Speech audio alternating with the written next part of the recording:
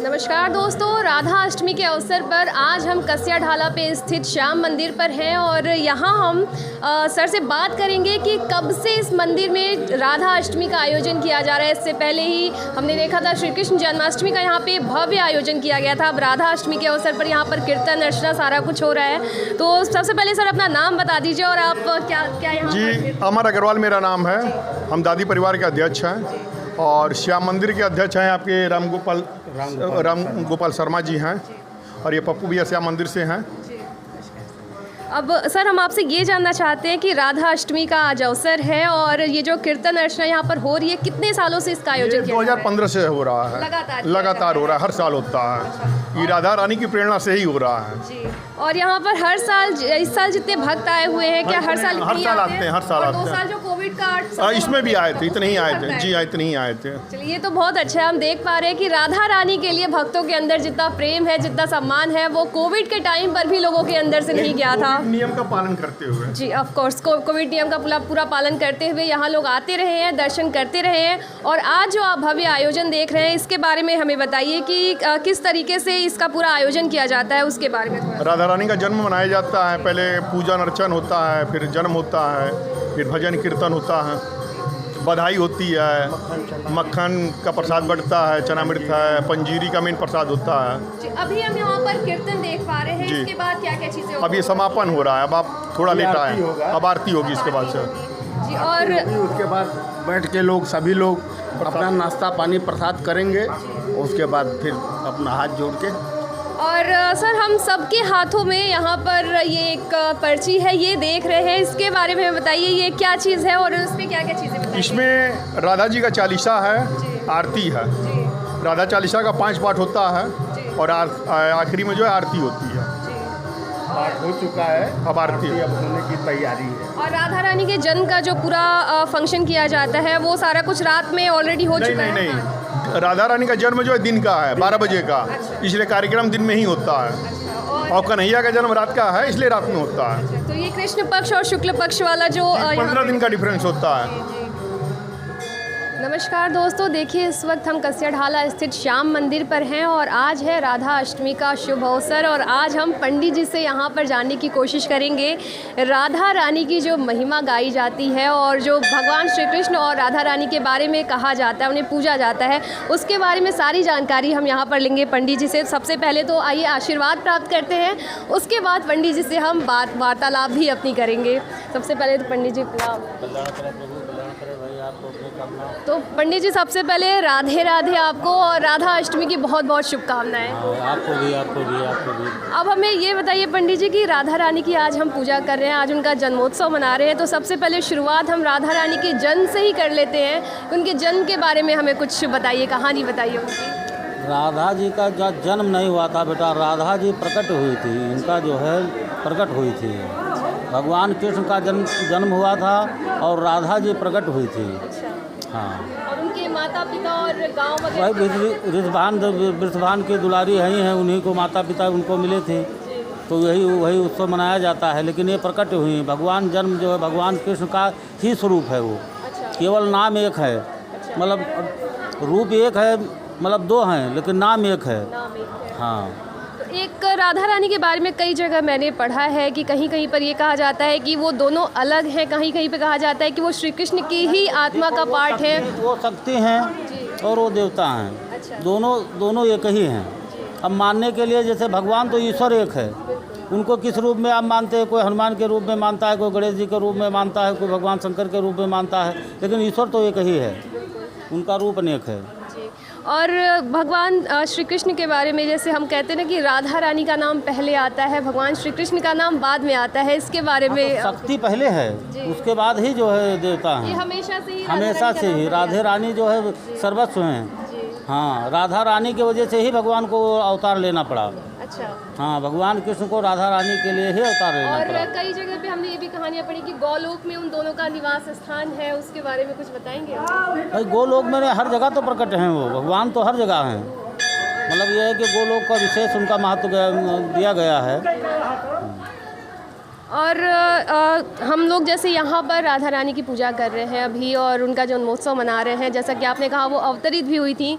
और बहुत जगह ये भी कहानियाँ होती है कि राधा रानी भगवान श्री कृष्ण से उम्र में थोड़ी बड़ी भी थी। बहुत बड़ी थी। बहुत बड़ी थी। हाँ, राधा रानी बहुत बड़ी थी भगवान कृष्ण से। हाँ, तो अगर जैसा कि आपने बोला कि राधा रानी की वजह से ही भगवान श्री कृष्ण का भी अवतरण हुआ था, तो उनको ये वरदान मिला था कि हम जो है आपके लिए ही अवतरित होंगे। अच्छा। हाँ, तो जब उनका जब main जो जब भगवान कृष्ण जो है वहाँ से जब चले थे, फिर जो है जब इनका दूसरा अवतार हुआ, भगवान के अनेक रूप हुए हैं, हर युग में जो है अलग अलग इनका रूप हुआ है। तो ये इसमें का जो है इनका यही अवतरित थे।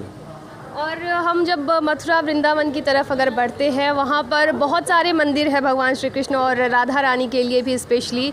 और वहाँ पर एक मंदिर है जहाँ पर, और एक बगीचा है जिसको हम तुलसी बगीचा जिसका नाम कहते हैं।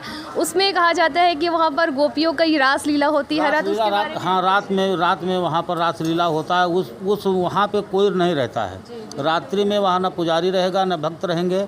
12 बजे वहाँ का गेट बंद हो जाता है और वहाँ रास लीला होता है और भगवान साक्षात वहाँ दिखाई देता है। बिस्तरा बिछाया जाता है तो उस पर पूरा लगता है कि यहाँ इस पर जो है शयन किया गया। जिससे राधा रानी के बारे में कोई कथा सुनने की यहाँ पर प्रार्थना कर रहे हैं और वो हमें एक कथा सुनाने जा रहे हैं। तो ध्यान से राधा रानी के बारे में ये कथा सुनिएगा और आनंद भी प्राप्त कीजिएगा और राधा रानी का आशीर्वाद भी प्राप्त कीजिएगा।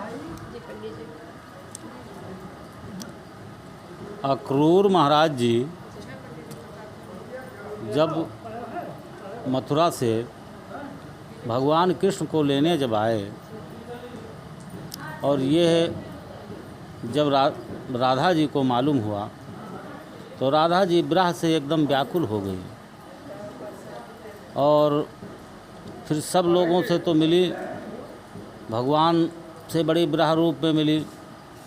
भगवान ने बहुत समझाया कि देखिए आप तो हमारे हर समय हृदय में विराजमान हैं, ऐसा नहीं है कि तुम एक क्षण भी हमसे अलग हो, लेकिन ये सांसारिक रूप से जो है अब माँ बाप की जो हमको माँ बाप का जो हमको आदेश मिला है उसका पालन करना है, उसमें आपका सहयोग चाहिए। राधा जी इतना विरह होकर के कहने लगी कि एक बार हमारे जगह पे आप राधा बन करके देखिए, और भगवान के रास्ते को जो है रोक लिया। भगवान भी बहुत दुखी हुए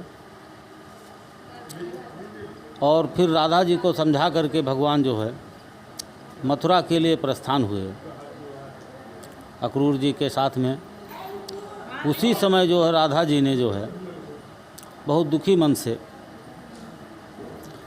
भगवान कृष्ण का फिर से आवाहन किया। तो भगवान कृष्ण जो है एक बार फिर अपना जो है प्रतिबिंब जो है छोड़ के यहाँ गए कि हम जा रहे हैं लेकिन हमारा प्रतिबिंब सदैव तुम्हारे साथ जो है विराजमान रहेगा। फिर राधा जी से आदेश लेकर के फिर मथुरा के लिए उन्होंने प्रस्थान किया। और बाकी तो इनकी कथाएं इतनी हैं कि कहते कहते भी समय जो नहीं होगा, और इनकी लीलाएं बहुत अनेक हैं।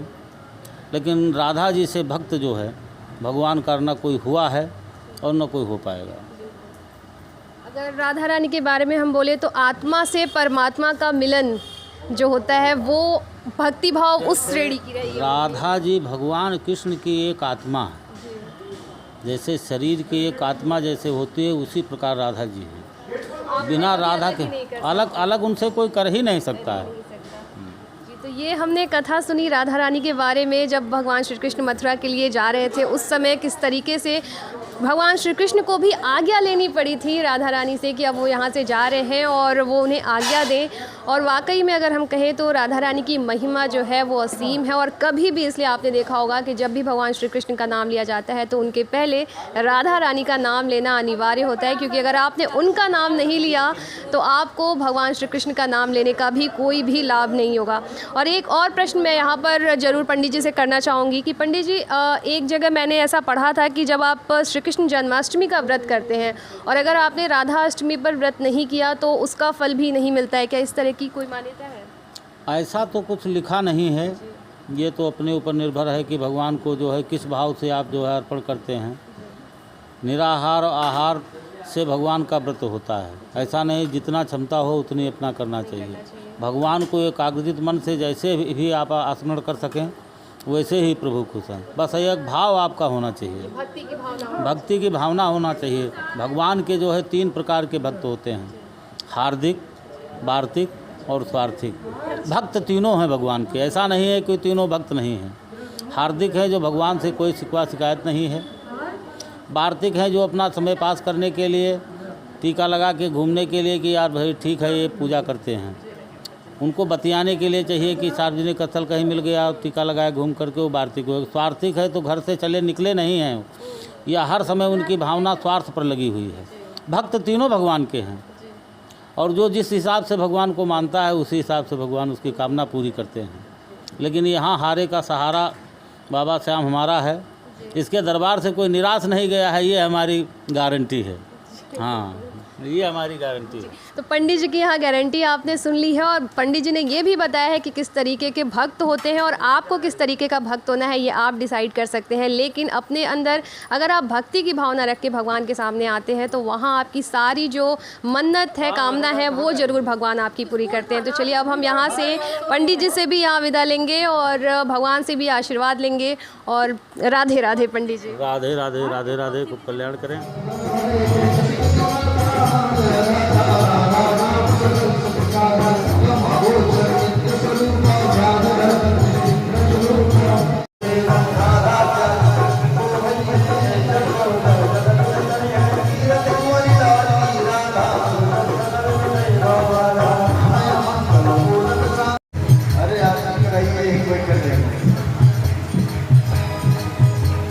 राधे राधे राधे राधे राधे राधे राधे राधे।